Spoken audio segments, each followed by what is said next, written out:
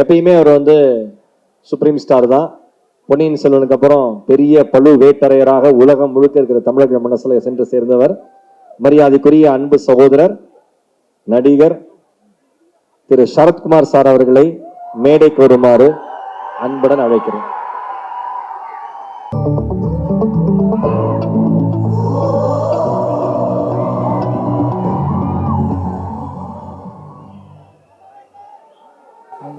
இந்த light off பண்ண சொல்றாங்க. இந்த லைட் இருக்கு.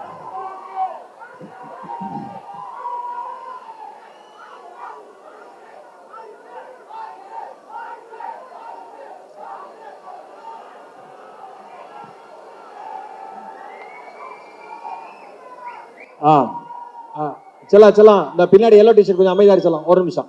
Thank you sir please.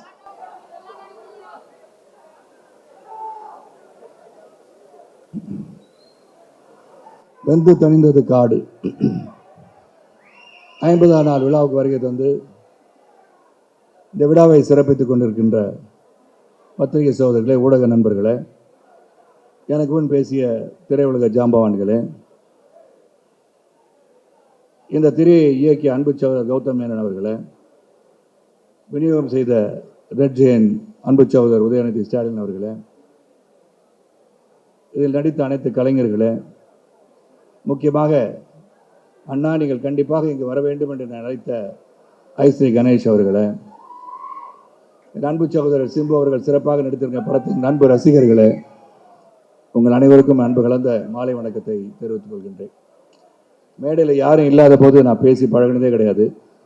முதன்முறை எல்லாரும் முன்னாடி உட்காரும் போது நான் வந்து பேசும்போது யார் எங்கே உட்காந்துருக்கான்னு தெரியாமல், யார் வந்திருக்கான்னு கூட தெரியாமல் பேச வேண்டிய சூழலில் சிம்புவின் ரசிகர்கள் மட்டும் இருப்பதை வந்து உங்கள் ஒளி மூலமாக தெரிந்து கொள்கின்றேன். ஆனால் நீங்கள் மற்றவங்க பேசும்போது நீங்கள் அமைதியாக இருந்தாலும் என்ன பேச வந்திருக்காங்க உங்களுக்கு புரியும், அது சிம்புவுக்கும் புரியும்னு நினைக்கிறேன். நீங்கள் அமைதியாக இருந்தால் மற்றவங்க பேசுவாங்க. ஏன்னா எல்லாருமே திரையுலக ஜாம்பவான்கள், தவறாக நினச்சிக்காதீங்க. இங்கே வந்து பேசுகிறவங்கலாம் அச்சீவ் பண்ணவங்க தான். ஆனால் நீங்கள் சத்தம் போட்டுகிட்டே இருந்தீங்கன்னா யாரும் இங்கே பேச மாட்டாங்க. ஏன்னா ஒரு படத்தை பற்றி சிறப்பாக பேச வந்திருக்கிறார்கள் அனைவரும். இந்த படத்தின் வெற்றியை பற்றி பேச வந்திருக்கிறார்கள். அந்த வெற்றி வந்து சாதாரண வெற்றி கிடையாது, மிகப்பெரிய வெற்றி, மாபெரும் வெற்றி. வென்று தணிந்தது காடை எடுப்பதற்கு பல சோதனைகள் வந்தது என்று கணேசன் சொன்னாங்க. அதான் நான் பக்கத்தில் சொல்லிட்டு இருந்தேன் ரவிக்குமார் சார்ட்ட, துணிவு இருக்க வேண்டும் சொன்னாங்க. இது வென்று துணிந்தது காடு என்று சொல்லலாம்.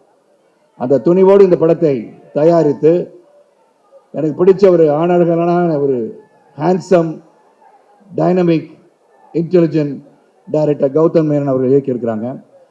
இதெல்லாம் மீறி இந்த படத்தை நான் பார்க்கும்போது ஐ சா சிம்பு இன் அ டிஃபரண்ட் ஷேடுன்னு சொல்லலாம். சிம்பு வந்து ஒரு சிறந்த கலைஞர், சிறந்த நடிகர். பல ஆண்டுகளாக நான் பார்த்துட்டு இருக்கேன். அவங்க அப்பாவும் சரி, சிம்புவும் சரி, தேர் ஆல் டெடிகேட்டட் ஆர்டிஸ்ட். சிம்பு வந்து முதல் காட்சியிலே அந்த காட்டிலிருந்து ஓடி வரும்போது இது சிம்புவா இல்லாட்டி வேற எதாவது கிராஃபிக்ஸ் பண்ணி அவர் உடம்பை குறைத்து விட்டார்கள் என்று நினைக்கக்கூடிய அளவிலே, சிறந்த அளவிலே தன்னை மெனக்கெட்டிருக்கார் சிம்பு. அந்த படத்தை ரொம்ப அருமையாக மெனக்கெட்டிருக்கார். அதை பற்றி அதிகமாக பேசிக்கிட்டே போகலாம். அந்த அளவுக்கு இதை ரசித்தேன், இந்த படத்தை வந்து ரசித்தேன். கௌதம் மேனன் உடனே சொன்னேன், இது பார்ட் 2க்கு வந்து கொண்டு போய் நிறுத்தி வச்சிருக்காங்க. அதுக்கான ஸ்கிரிப்ட் அவர் எழுதிட்டு இருக்காருன்னு நினைக்கிறேன். இதில் என்ன முக்கியமாக நான் பார்த்தேன்னா, ஒரு வறண்ட பூமியிலிருந்து தன்னை வளர்த்து கொள்ள வேண்டும் என்று ஒரு இளைஞன் மும்பையை நோக்கி பயணிக்கிறான். அந்த மும்பை வந்து எப்படின்னா அமெரிக்கா போல, இட்ஸ் a ட்ரீம் லேண்ட் அப்படின்ற மாதிரி. மும்பைக்கு போனால் நம்ம வந்து வாழ்ந்துடலாம், பொருளாதார அடிப்படையை உயர்ந்து விடலாம் என்ற எண்ணம் அங்கு வரும் என்பது இந்த படத்தில் மீண்டும் உறுதி செய்திருக்கிறார்கள். ஆனால் பல பேரும் பல விதமான விமர்சனங்கள் செய்தாலும் மும்பைக்கு போனால் எப்படியாச்சும் பொழைச்சிக்கலாம், அது பொழைப்பதற்கு வழியும் இருக்கிறது என்று சொல்கிற மத்தியில் இவர் போகும்போது ஒரு சாதாரணமாக எந்த ஒரு வம்பு தும்புக்கெல்லாம் போகாத ஒரு இளைஞன் சூழ்நிலையின் காரணமாக சந்திப்புகளை சந்திக்கும் போது எப்படி மாறுகிறான். தம்பி நீங்க அமைதியா இருந்தா பேசலாம், செல்லம் அமைதியா இருங்க, பேசலாம். நீ அப்படி இருந்தாதான் எல்லாரும் ரசிப்பாங்க. மற்றவங்க என்ன பேசுற உங்களுக்கு புரியும்.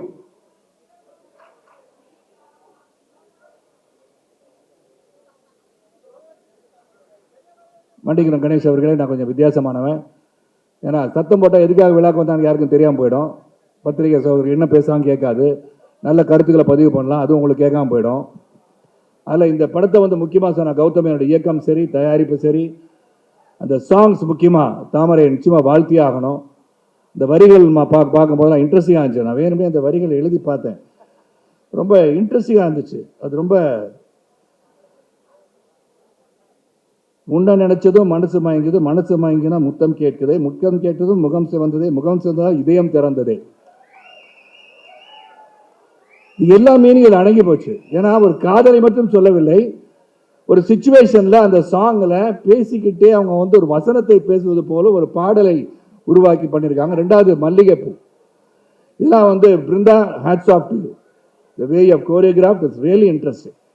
ஒரு படத்தை உண்மையிலே ரசித்து பார்த்துருக்கணும். அண்மையில் பார்த்த படத்தில் ஒன்று வந்து வெந்து தெரிந்தது காடு. அதில் அனைத்து கலைஞர்களுக்கும், தொழில்நுட்ப கலைஞர்களுக்கும், கேமரா பின்னாடி இருந்தவங்களும், கேமராவுக்கு முன்னாடி நடித்தவங்களுக்கும், முக்கியமாக இந்த படத்தில் வந்து சிம்புவோட மதராக நடித்த என்னுடைய மனைவி ராதிகா அவர்களுக்கும், அவர்களை சார்ந்த அனைத்து கலைஞர்கள் எல்லாம் நல்லா நடிச்சிருக்காங்க. எல்லாரும் நல்லா வேலை வாங்கியிருக்காரு கௌதம் மேனன் சொல்லலாம். ஏன்னா is a man with a whip in his hand to make people act.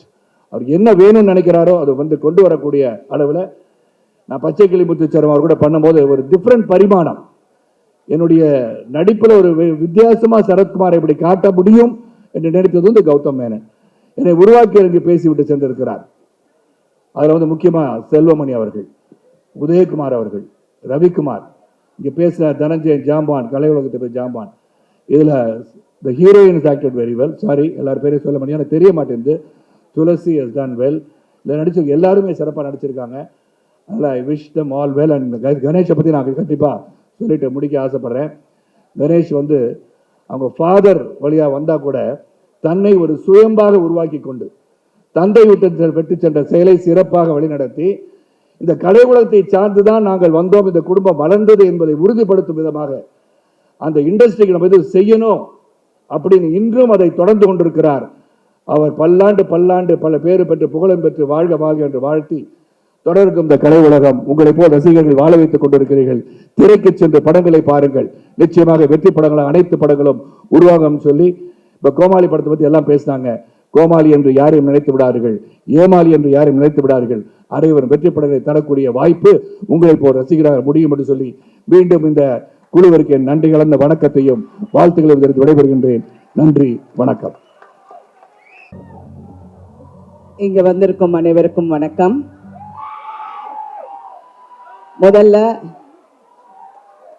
இந்த படத்தை சார்ந்த அனைவருக்கும் என்னுடைய வாழ்த்துக்கள். வெந்து தணிந்தது காடு 50வது நாள் வேல்ஸ் இன்டர்நேஷனல் அவர்கள் தயாரிப்பில், கௌதம் வாசுதேவன் மேனனோட டைரக்ஷனில், AR Rahman musical, and of course the one and only Simbu. இந்த படம் வந்து எனக்கு என்ன சந்தோஷம்னா, ஒரு டைம்ல நாங்க நிறைய படங்கள் நடிச்சுட்டு 100வது நாள் ஃபங்க்ஷன் எல்லாம் இந்த மாதிரி ஃபங்க்ஷனுக்கு போய் கொண்டாடுறதெல்லாம் அவ்வளோ நிறைய விஷயங்கள் நடக்கும். சினிமா இண்டஸ்ட்ரியில ஒரு காலகட்டத்தில் அந்த மாதிரி ஒரு விஷயமே இல்லை. அப்பா இந்த வீக்கெண்டு தாண்டிட்டோம், செம்ம கலெக்ஷன் அப்படின்னு சொல்ற ரேஞ்சுக்கு வந்துட்டோம். இன்னைக்கு ஐஸ்வரி கணேஷ் சார் வந்து இல்லை 50வது நாள் எல்லாருக்கும் இந்த ஷீல்டெல்லாம் எனக்கு மறந்தே போச்சு. ரூம் ஃபுல்லாக இருக்கும் ஷீல்டு. இன்னும் எங்கள் வீட்டில் நிறைய ஷீல்டுங்க அப்படியே இருக்குது, ஞாபகார்த்தமாக இருக்குது. I am so happy to be part of this film. இந்த படம் வந்து ஒரு பெரிய பலப்பரீட்சை. ஏன்னா நான் ஒரு விஷயம் சொல்லணும், சிம்புவோட மதர் ஃபாதர் எல்லாம் எனக்கு ரொம்ப பழக்கம். அவங்க மதர் வந்து என்னுடைய முதல் படத்தில் என் கூட ட்ராவல் பண்ணவங்க, ரொம்ப வருஷமாக தெரியும்.